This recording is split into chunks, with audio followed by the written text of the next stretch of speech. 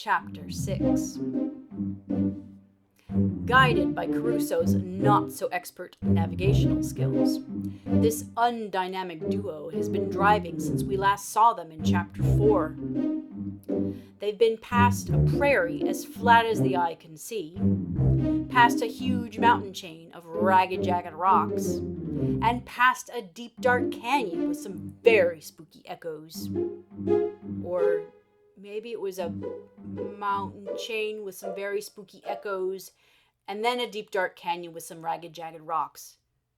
But whatever. The important thing to note here is that Abba and Caruso are obviously not on the ferry.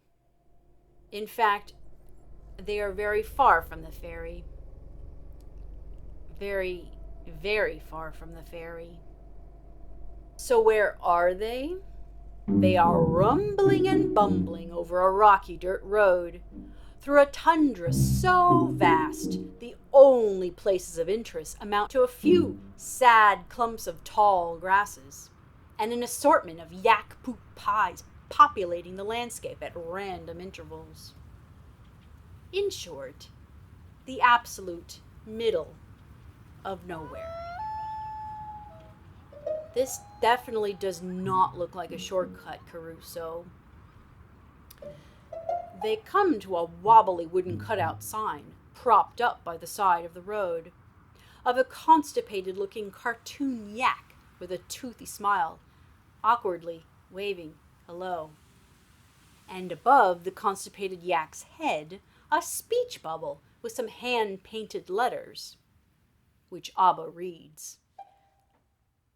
Welcome to Outer Mongolia and environs? She thinks for a beat. Wait a minute, Outer Mongolia and environs? How did we get to Outer Mongolia or its environs?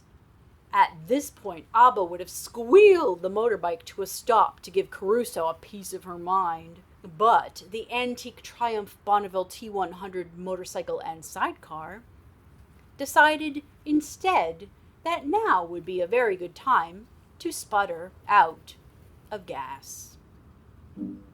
You would too if you had just driven all the way to Outer Mongolia thinking it was a shortcut.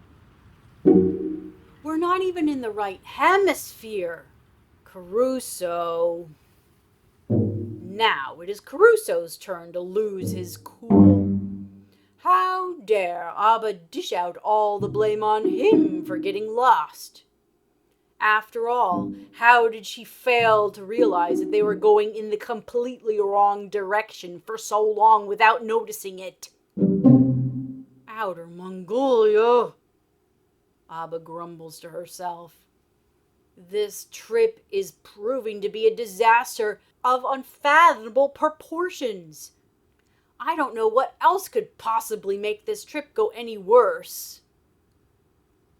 But then, almost on cue, a great, horrible screech peals out of the clouds overhead. They look up and gasp. A large group of vicious-looking birds with monstrously large wingspans, long red necks, and scrawny bald heads are swooping around in a large circle above Abba and Caruso, honing in on what the buzzards hope will soon be their lunch.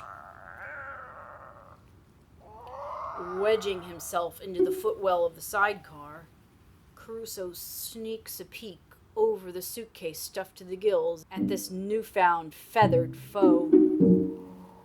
Vultures.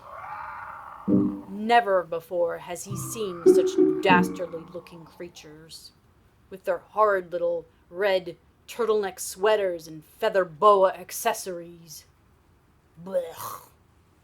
In Caruso's mind, encountering birds bigger than himself definitely upsets the natural order of things. The first order of business being that cats eat birds and birds do not eat cats. What a fine kettle of fish. By the way, Did you know that when a group of vultures are flying, they are collectively called a kettle? But when they are sitting on the ground or on branches, they are called a committee. My point exactly. It doesn't get any more ominous sounding than that. Caruso and Abba are completely surrounded by this so-called committee, and they are just waiting for him or Abba to make one fatal mistake. What is Abba doing anyway? Caruso sneaks another peek. She's bounding around in a circle, hurling pebbles at the vultures to try to scare them off.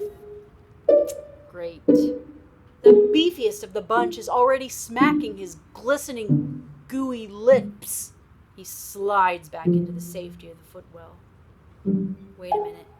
Do vultures even have lips? He pops back up to sneak another peek. Just as the beefiest of the bunch, whom we'll call Mr. Beefy, parks his tushy feathers right on the seat of Abba's antique Triumph Bonneville T100. And poops on it. Caruso winces. He knows exactly what Abba's gonna do next. Mr. Beefy hops onto the handlebar, scratching it. Then to the left side mirror, bending it. And then to the windshield, cracking it. Abba charges in with all the fury of an irate bull just after getting his toenails clipped. Abba hollers at them, clapping ferociously to shoo them away. Please. As if getting clapped at ferociously would make a difference to anybody who eats carcasses for a living. What are they to do? Think, Caruso. Think.